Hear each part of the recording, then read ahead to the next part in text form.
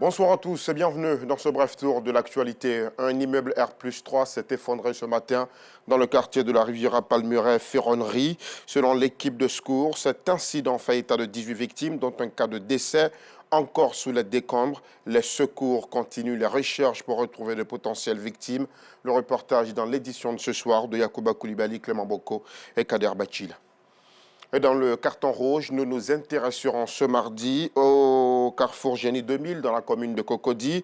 La conduite à contresens est devenue une plaie dans la circulation là-bas. Les conducteurs se moquent royalement de la présence des policiers et roulent comme bon leur semble. Nous irons comprendre leur motivation, mais aussi les sanctionner avec le carton rouge d'Abdulaziz Guira et Pargasso Reconnaît de Madongui. C'est une situation bien difficile que vit la famille Brou depuis quelques mois. Leur nouveau bébé est né hermaphrodite et sans orifice anal. Son quotidien n'est que douleur et pleurs. La mère, elle, lance un cri de cœur. Dans ce reportage commenté par nous sans arrêt, âme sensible, prière vous abstenir.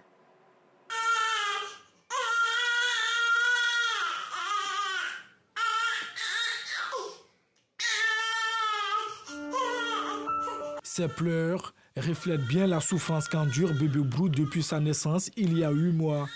Impossible pour lui de faire la selle, car il est né sans orifice anal. Mais aussi, hermaphrodite, c'est-à-dire avec les deux sexes. Le quotidien de ses géniteurs n'est que tristesse et angoisse.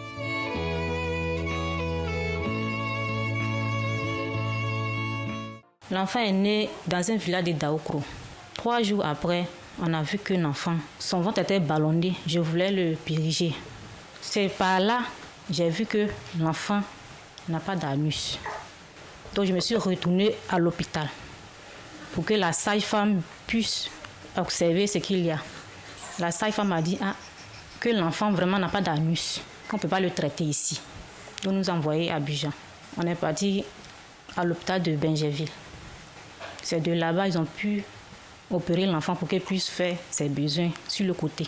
Cette ouverture au niveau du ventre pour lui permettre de déféquer est une alternative pénible pour ce tout petit. Quand ils ont fait l'opération, en tout cas l'enfant il pleure. Quand il veut faire ses besoins, il pleure. La nuit, il ne dort pas. S'il a trop dormi 2 minutes.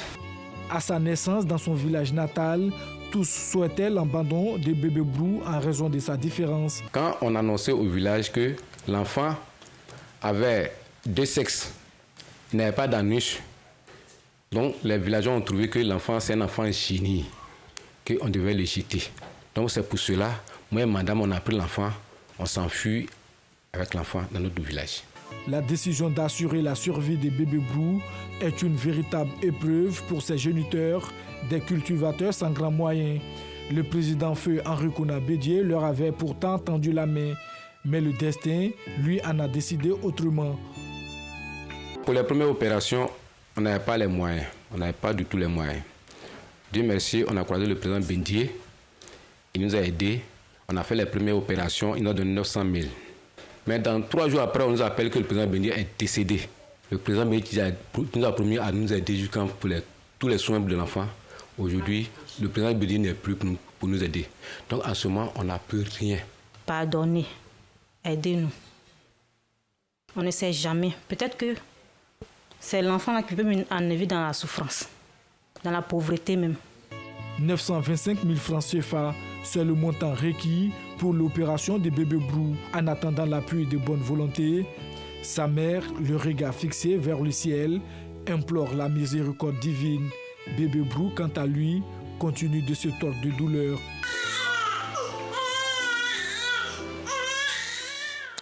L'actualité hors de nos frontières au Burkina Faso, largement dominée ces derniers jours par l'affaire Maître Guy Hervé Cam. La justice militaire accuse l'avocat de complot contre la sûreté de l'État et association de malfaiteurs. L'avocat est détenu depuis 4 mois au secret. Libéré dans la soirée du 29 mai dernier, il a été enlevé quelques heures plus tard devant sa maison par des hommes armés. C'est une procédure inacceptable pour l'ensemble des avocats qui avaient déjà débrayé le 15 février dernier. C'est donc la 2e fois en 4 mois que les avocats burkinabés décident de débrayer envoyés. Cette fois-ci, ce n'est pas pour une, mais pour 4 jours consécutifs jusqu'au samedi 8 juin prochain. Au centre de leurs revendications, il y a le nombreux vices de procédure et non-respect des décisions de justice rendues par 2 fois par le tribunal de grande instance en faveur de la libération de Guy Hervé Cam. C'est la fin de ce flash. L'information revient à 19h30 sur RTI 2.